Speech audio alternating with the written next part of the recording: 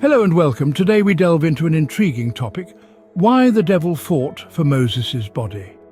This curious narrative, found in the book of Jude in the New Testament, tells of a dispute between the devil and the archangel Michael over the body of Moses. Unraveling this story, we'll delve into the depths of various interpretations and biblical references. So to fully comprehend why such a celestial tug-of-war occurred, let's embark on this journey of exploration. To understand this, we will explore various interpretations and biblical references. First, we turn to the Bible, the primary source of this strange tale. The account we are looking at is found in the book of Jude, specifically verse 9. This brief yet intriguing verse reads as follows: "But even the archangel Michael, when he was disputing with the devil about the body of Moses, did not himself dare to condemn him for slander, but said, 'The Lord rebuke you.'" This is the only direct mention of this peculiar incident in the entire Bible, a fact that has, understandably, sparked curiosity and debate among scholars and theologians for centuries.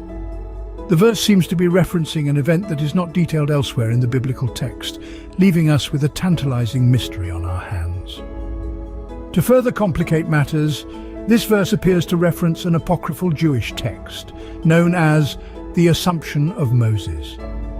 This text, not included in the canonical Bible, is believed to contain the detailed account of this dispute over Moses' body. However, the Assumption of Moses is a lost text, and only fragments of it survive today. So, why would Jude, the author of this epistle, reference a non-canonical, largely lost text? Scholars have proposed various theories. Some suggest that Jude was using a widely known story to illustrate his point, regardless of its canonical status. Others propose that this account may have been part of a larger oral tradition among early Christians and Jews. Regardless of the reasons, this single verse in Jude has opened a gateway to a fascinating exploration of angelic hierarchy, the nature of the devil, and the mystery surrounding the death and burial of Moses. It's a testament to the layered complexity of biblical text, where a single line can open a world of interpretation and investigation. While the Bible provides the basis for our topic, it leaves much to interpretation. As we delve deeper into this subject, we'll explore different perspectives, theories, and interpretations that have emerged over the centuries. Each offers a unique lens through which to view this enigmatic biblical account. One interpretation suggests that the devil claimed Moses' body because of his past sins. This idea is rooted in the understanding of sin and redemption as presented in the Bible, particularly in the context of Moses' life. In the biblical narrative, Moses, despite his pivotal role in the liberation of the Israelites, was not without sin. He was, after all, a man of flesh and blood, susceptible to the same weaknesses and temptings that we all face. In the book of Exodus, we find an account of Moses killing an Egyptian overseer, an act born out of anger. This was a sin, a transgression against God's commandment, "Thou shalt not kill." Moses, however, found redemption in his life through his unwavering faith in God and his dedication to the divine mission of freeing his people from bondage. The book of Deuteronomy presents Moses as a humble servant of God, who, despite his past wrongs, was chosen to lead the Israelites out of Egypt. His life was a testament to the idea that redemption and forgiveness are always within reach for those who turn to God. So why would the devil claim Moses' body? One could argue that the devil, being the embodiment of sin and temptation, sought to lay claim on Moses as a symbol of his past sins. By claiming Moses' body, the devil could be seen as attempting to assert his power over those who have sinned, even if they have sought and found redemption. Moreover, the devil's claim could also be seen as a challenge to God's authority and forgiveness. By laying claim on Moses, the devil was essentially saying that God's forgiveness was not enough, that Moses' sins still marked him, despite his repentance and redemption. This interpretation, while plausible, is not the only one. As we delve deeper into this biblical event, other interpretations may arise, each offering a different perspective on why the devil fought for Moses' body. Another interpretation sees the devil's claim as a symbol of his power over death. In the grand narrative of the Bible, death holds a significant place. It is seen as the final enemy, the ultimate consequence of sin. The devil, often referred to as the prince of this world, is closely associated with this concept. From the earliest chapters of Genesis to the prophetic visions of Revelation, the devil is depicted as a figure who brings death and destruction. In the New Testament, the book of Hebrews presents a profound perspective on this. Hebrews chapter 2 verse 14 states, "Since the children have flesh and blood, he too shared in their humanity, so that by his death he might break the power of him who holds the power of death, that is, the devil." This verse clearly attributes the power of death to the devil. This power is not absolute, but it is significant. In the book of Revelation, this association is further reinforced.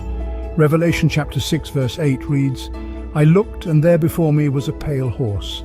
Its rider was named Death, and Hades was following close behind him." The apocalyptic imagery of Revelation often associates the devil with death and the underworld. So when we revisit the devil's claim over Moses' body, we could see it as a symbolic assertion of his power over death. The devil, in this interpretation, is not merely interested in a physical body, but in the spiritual implications of death and the power it holds. His claim over Moses' body becomes a claim over the power of death itself. This interpretation sheds light on the cosmic battle between good and evil, life and death. That is a central theme of the Bible. It adds a layer of depth to our understanding of the devil's nature and his role in the biblical narrative. This interpretation gives us a deeper understanding of the devil's nature. A third interpretation sees the dispute as a test of faith for those left behind. Now, this perspective is intriguing as it brings us to the heart of human experience, the trials and tribulations we face and how we navigate them through faith. The concept of faith and trials is not new in the Bible. It's a theme that is echoed time and again, highlighting the importance of faith in overcoming adversity. Let's delve into this a bit deeper, shall we? In the book of James, chapter 1, verses 2 to 4, it says, "Consider it pure joy, my brothers and sisters, whenever you face trials of many kinds, because you know that the testing of your faith produces perseverance. Let perseverance finish its work so that you may be mature and complete, not lacking anything." Here, James is encouraging believers to see trials as opportunities to develop perseverance and maturity, to grow into completeness. Now let's turn our gaze to 1 Peter chapter 1 verses 6 to 7. "In all this you greatly rejoice, though now for a little while you may have had to suffer grief in all kinds of trials. These have come so that the proven genuineness of your faith, of greater worth than gold, which perishes even though refined by fire, may result in praise, glory and honor when Jesus Christ is revealed." Peter, like James, is emphasizing the value of faith when faced with trials. He likens faith to gold refined by fire, underscoring its enduring and precious nature. So how does this all tie back to the dispute over Moses' body? Well, it's possible that this event was a trial, a test of faith for those left behind. It was an opportunity for them to reaffirm their faith, to hold steadfast in the face of the devil's claim. This interpretation adds an additional layer to our understanding of the story.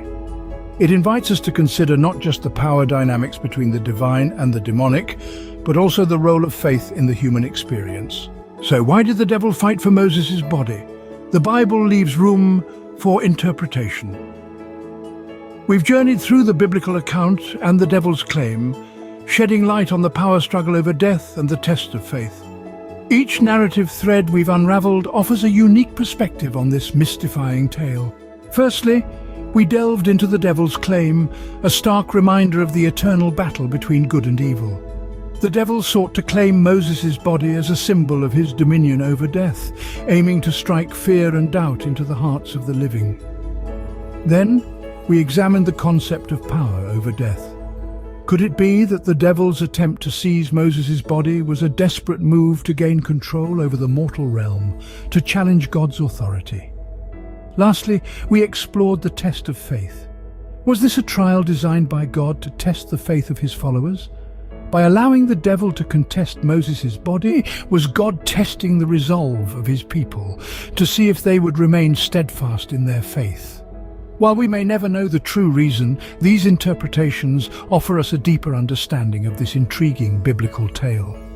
They compel us to question, to seek, and to explore the mysteries within the good book, sparking our curiosity and driving our quest for knowledge. Thank you for joining us in this exploration. Until next time, keep seeking answers in the good book.